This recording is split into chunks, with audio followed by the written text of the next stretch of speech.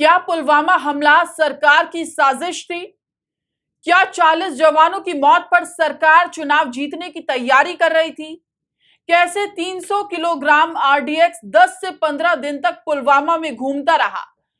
क्यों जवानों को जम्मू से कश्मीर पहुंचने के लिए प्लेन नहीं मिले? ये सवाल इसलिए उठ रहा है क्योंकि हाल ही में जम्मू कश्मीर के पूर्व राज्यपाल सत्यपाल मलिक ने दावा किया था कि पुलवामा आतंकी हमला सरकार की गलती की वजह से हुआ था।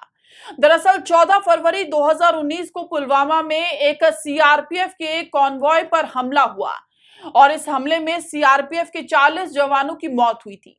इस बात में कोई शक नहीं है कि सरकार ने लोकसभा चुनाव में पुलवामा का बदला लेने के लिए 26 फरवरी 2019 को बालाकोट में एयर स्ट्राइक की और 2019 के चुनाव में ये एक बड़ा मुद्दा बन गया। मलिक ने द वायर को दिए एक इंटरव्यू में बड़े दावे किए। दावा नंबर 1, उन्होंने कहा कि पुलवामा में सीआरपीएफ के काफिले पर हमला भारतीय सिस्टम, विशेष रूप से गृह मंत्रालय और सेंट्रल रिजर्व पुलिस फोर्स की लापरवाही का नतीजा था। दावा नंबर 2, मलिक ने दावा किया कि सीआरपीएफ ने जवानों को जम्मू से कश्मीर ले जाने के लिए 5 प्लेन मांगे थे, लेकिन केंद्रीय गृह मंत्रालय ने इसकी मंजूरी नहीं दी। दावा नंबर 3, उन्होंने दावा किया कि जब उन्होंने प्रधानमंत्री के साथ बातचीत में सुरक्षा चूकों को उठाया तो उन्हें कथित तौर पर चुप रहने के लिए कहा गया था। उन्होंने कहा कि राष्ट्रीय सुरक्षा सलाहकार अजीत डोभाल ने भी उन्हें फोन किया और उनसे कहा कि इस मुद्दे पर कुछ भी ना कहें।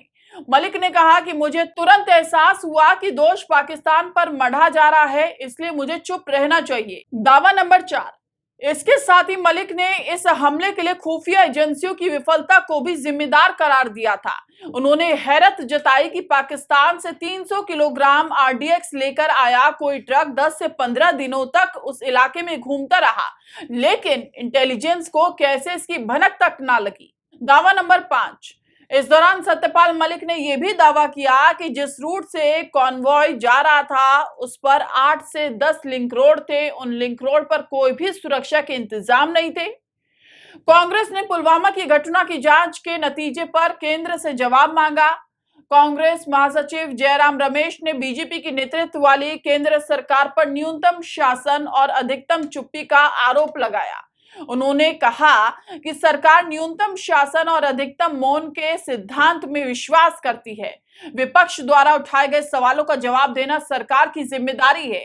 कांग्रेस राष्ट्रीय सुरक्षा से जुड़े मुद्दों पर सवाल उठाना जारी रखेगी। पवन खेड़ा और सुप्रिया सुनेत ने एक संयुक्त प्रेस कॉन्फ्रेंस में कहा कि सरकार ने लोकतंत्र के प्रतीक के रूप में इमारतें बनाई हैं, लेकिन लोकतंत्र गायब है। उन्होंने कहा कि विश्व गुरु ने लोकतंत्र का एक नया मॉडल बनाया है, जहां लोकतंत्र के प्रतीक और इमारतें हैं, लेकिन लोकतंत्र की मिट्टी अब गायब है। इस दौरान सुप्रिया सुनेत ने कहा कि 4 साल से ज्यादा वक्त के बाद पुलवामा आतंकी हमले की जांच कहां पहुंची है।